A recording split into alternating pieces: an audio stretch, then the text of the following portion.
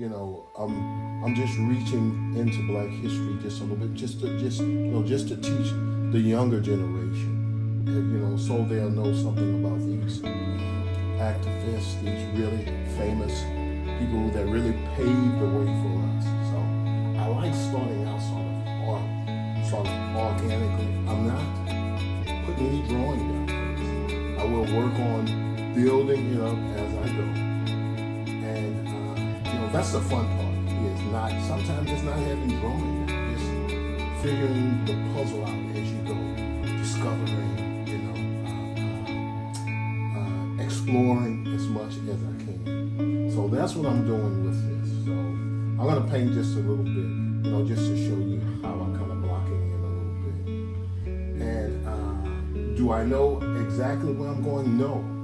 Because with some of these portraits, I don't do the studies because I like to figure things out as I go. That's kind of fun, rather than have everything laid out all the time. For portrait commissions, now I'll go more into, okay, so I'll get started on the block end and the drawing. I draw through the whole process as I'm painting. So what you'll see me do now is I'm just figuring things out. I'm just mapping the face out, and I'm just using big shapes. That's all.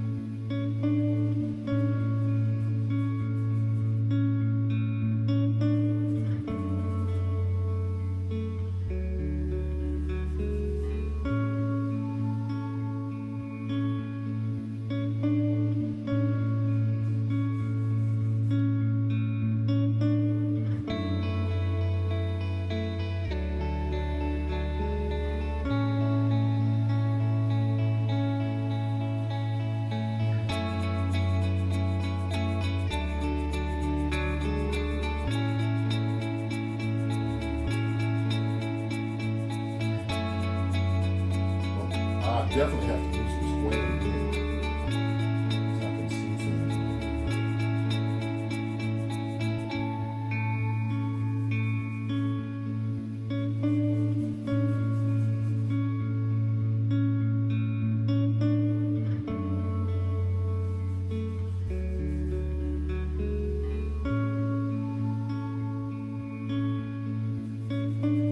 Photo reference has a little bit too much going on here.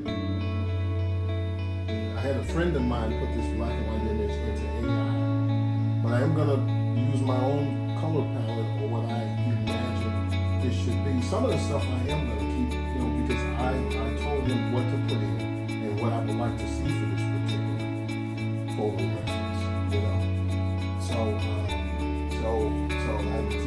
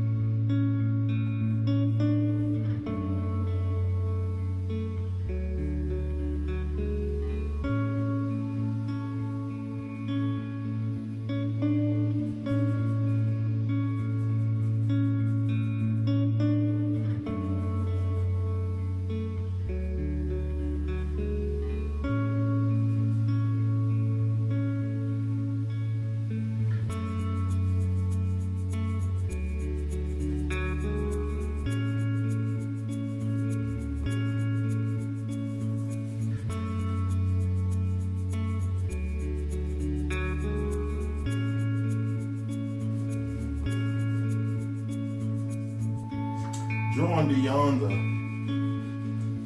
the lines, so I can sort of use my eraser here, think about those shapes, spacing.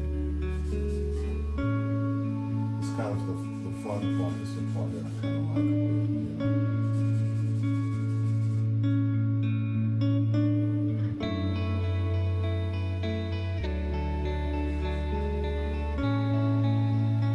This little crucial area in between the labella and bridge.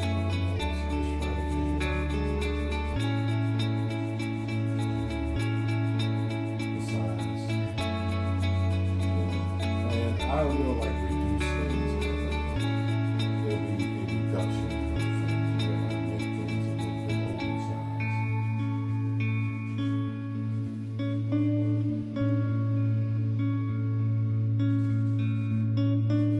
Before I really start to add it on. And so remember, this isn't anything that I'm trying to say, oh man, it got to be exactly right. There's times when I do have to draw more accurate, and I do practice that as well. But anytime I get the opportunity to explore just a little bit, to me that's the fun. I'm sorry, I lied to you. I talk a lot. As a matter of fact, my students at the Glassell School of Art, which is in Houston, they said, Mr. Father, man, give us a break, sometime I talk. And then here's the thing, I actually stutter. I stutter. So I was talking with Marshall Bowden. I don't know if you guys know, but Jason Bowden, Marshall Bowden's son. And it was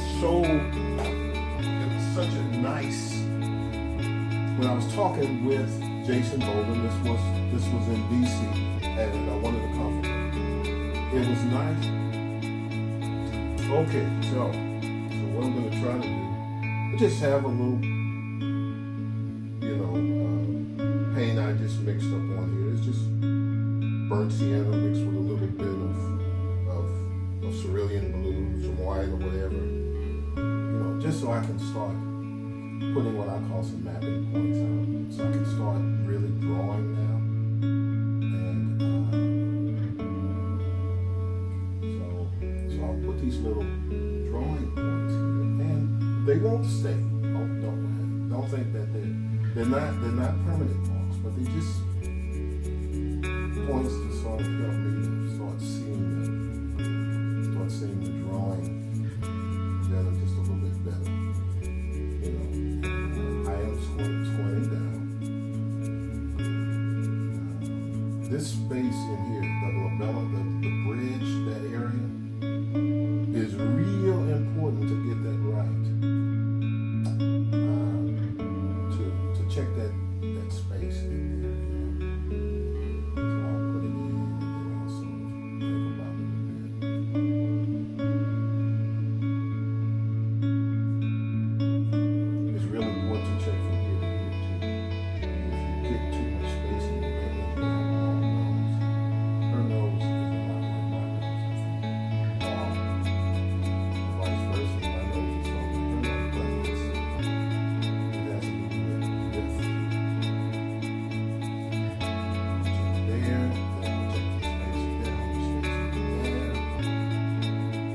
The way that I draw from life, I move it around,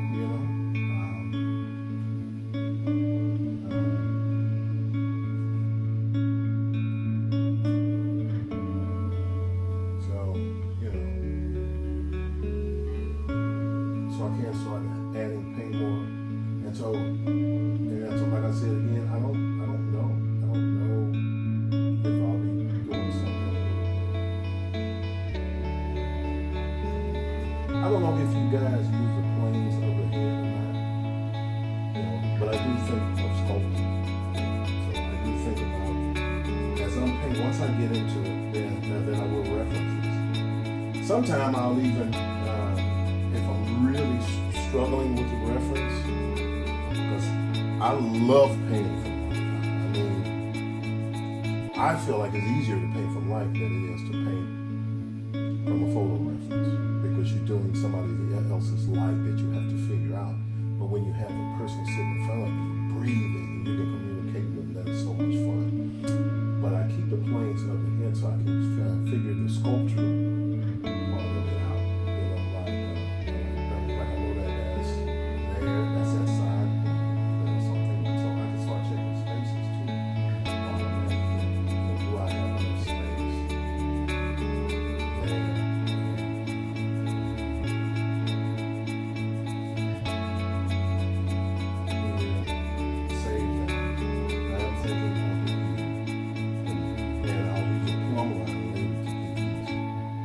Just to sort of line the ear, redraw the hair in sometimes.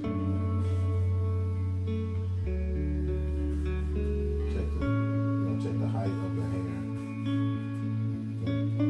Sometimes I have a little bit too high. There's some things just knowing your flaws and just fixing them as you happen to go along. You go back and you say, well, I know this is my weak point here, because we all have a weak point. We all have it. Okay, so I think that I've done enough, and I'm ready to really start to block in. I will start to repeat the darks first. So, I'm gonna go silent too. So just hang in there with me.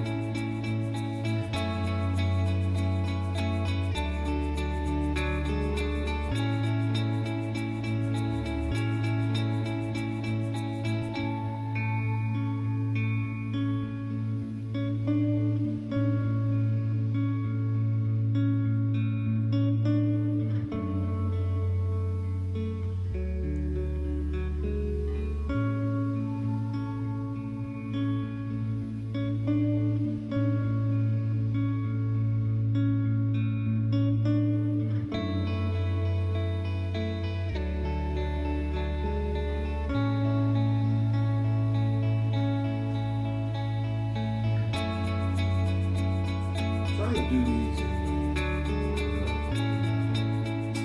video just a little bit at a time. I will be going live with this as I start. I've never done that before. And everybody tells me, man, you ought to go live. You ought to go live. I'm thinking, oh my God.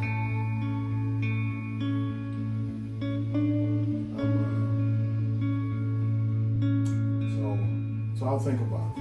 No, I am gonna go live. I just don't know when. I got some buddies that's really good at going live and shoot. I might have to consult with them and say, hey man, what time do you think I need to go live? I know I need to do it when I can.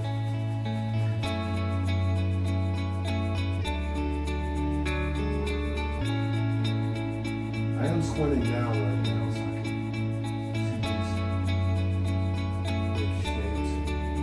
I'm thinking about the hair. You know, how this needs to connect. That needs to connect. You know, because it's still a side plane with that. So I am thinking about that. You know, how can I make them so connect? I'm not sure. That's the part that I'm exploring and then just saying, okay, this is this. I can try this and try this.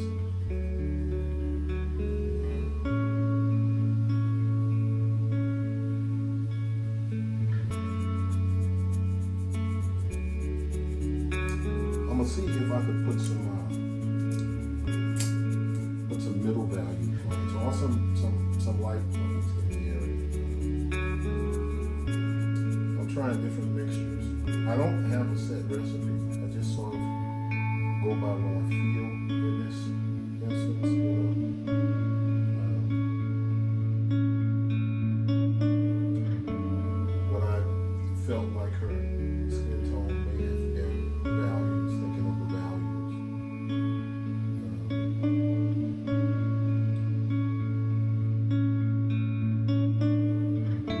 Trying this Old Holland paper. And so my students gave me some Old Holland paper at the end of the semester. I've never tried Old Holland paper before, so it's kind of fun to sort of see what this Old Holland paper can do. It's a little bit. But I'll tell you what, it has a thicker consistency to it. Man, it's even the tubes feel heavy. I promise you, I am not being paid by Old Holland to say anything about their paints.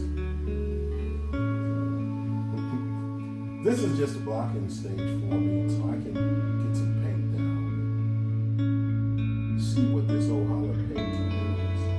It's a little bit. But I'll tell you what, it has a thicker consistency to it. Man, it's even the tubes feel heavy. I promise you, I am not being paid by Old Holland to say anything about the paint. This is just a blocking stage for me, so I can get some paint down and just let it dry and take my time. Sometimes I do like working wet on wet, or when the paint is as they say, pliable. I do like doing that. And I am drawing. I am still drawing, thinking of those big and small shapes and how I could sort of connect them.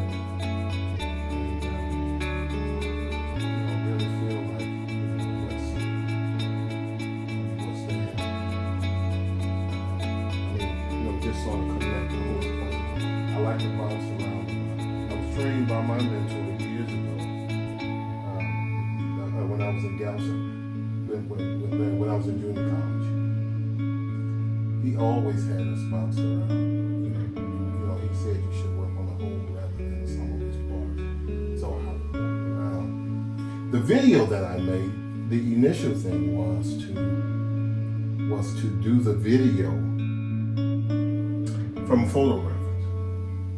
that's what I was approached about. But I didn't want to do it that way because, okay, so thinking about the background, I don't necessarily know what I want in the background, to be honest with you. This color might work, it might not work. I don't know, but I want to start feeling something in me.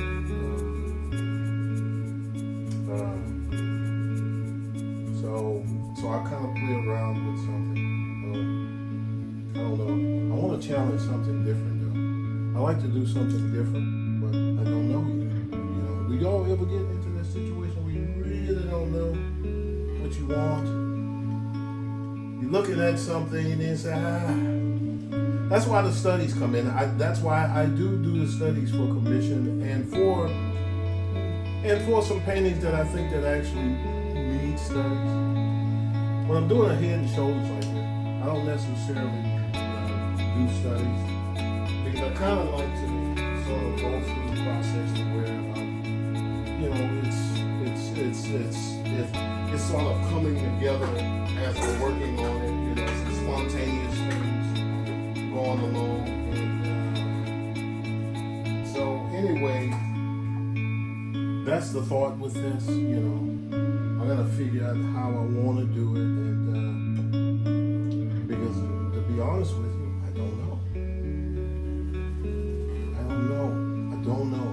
So I'll start with a particular color,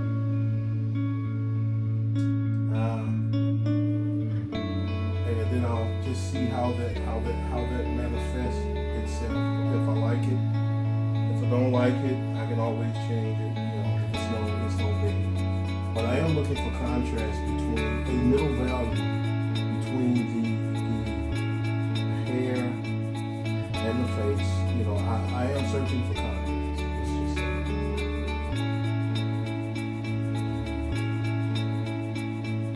Going back and thinking about the little patterns that's in there. You know, just thinking about the relationship of the hair to the background. Still not focusing on it. Things will probably still change. I still just want to get a feel of the hair and how I go about trying to figure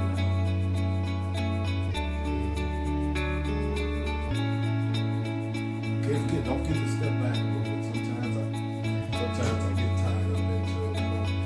Step back enough. I have a small studio, man. My studio is not big, you know. It's comfortable, but it's not big. It's sort of, for right now, just loose things in the background. It's no. I'm in no big rush, as we talked about. Still trying to figure out what it is I'm doing, you know. What it is I'm seeing and trying to come up.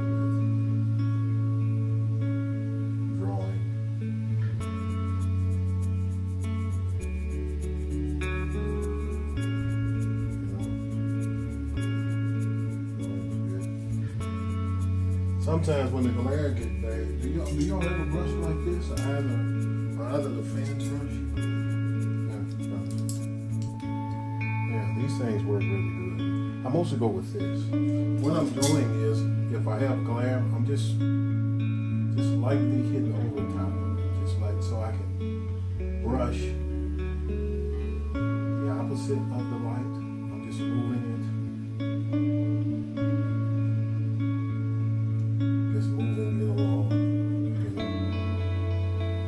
I even go over the background too, just so I don't have, because I'm not to that point to where I want to take the paint down yet. On the next layer, then I'll try to paint with the full brush. Right now, this is just to figure it out. I don't know.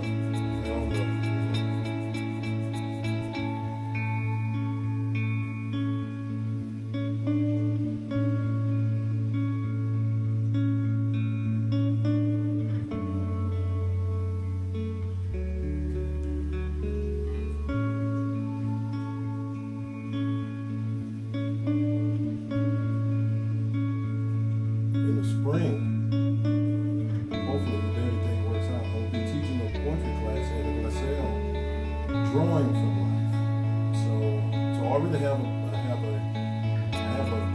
portrait class painting for life, and which is God, man, it's just so much fun. So I have that, so it's going to be nice to have the drawing from life. I need the students to come out, though. I need to come out and sign up for the class. Yeah, it's going to be a lot of fun. I had some students ask me about that. You know, they were thinking about it. I said, okay, well, then let's see what we can do. So I've been teaching now in the class. I taught public school. I taught junior college for about 10 years. Taught painting, drawing, painting 1 and 2, and drawing 1 and 2. And I also taught in public school. I taught, I'm in Texas. I'm in Texas,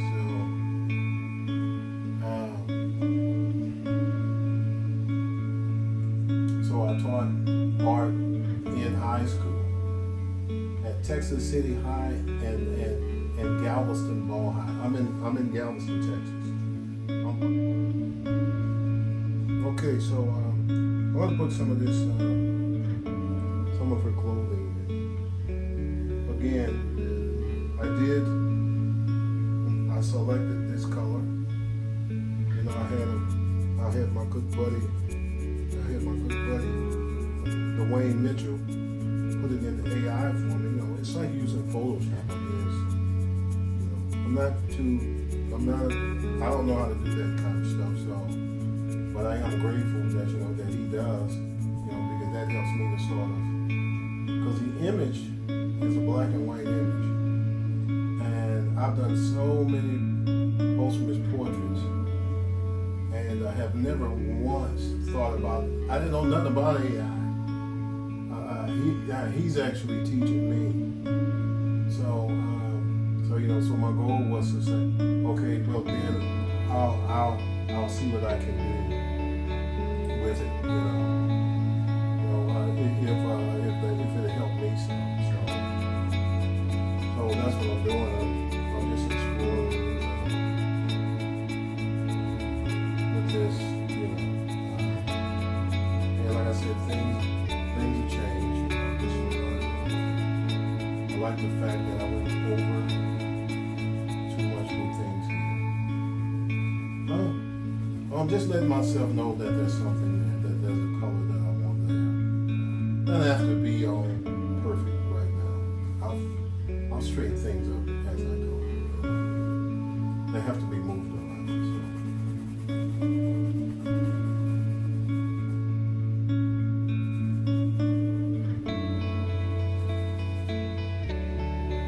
You know, I'm a student at heart myself. How many of you guys are students at heart? I'm taking workshops.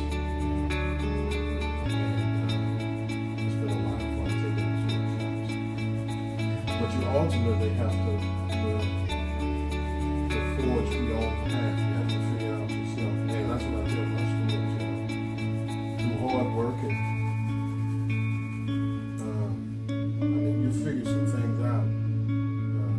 So you know, you kind of have to give yourself time to sort of think about it. I need to think about that white that comes in. That's beautiful how that comes down in me. How far do I want to be in this? So I'll be a little easier. But I want this coat down so the next coat will grip better. So I have a little bit of some mineral spirits mixed in.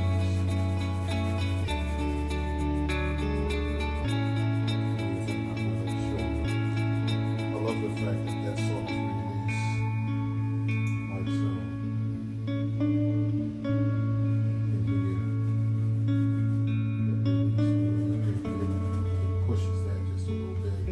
Gives a diagonal to that, you know, which is inviting. I think that's nice like that, you know.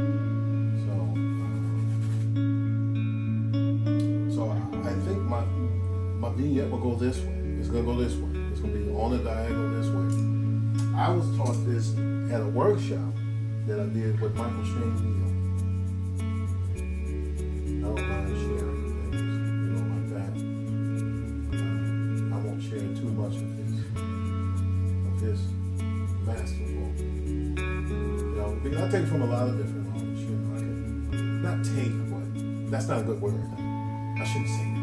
Not take, but borrow, and if it works for me, then I will attempt it. If it doesn't, I won't worry about it. But ultimately, everything has to be you. So I do keep in mind that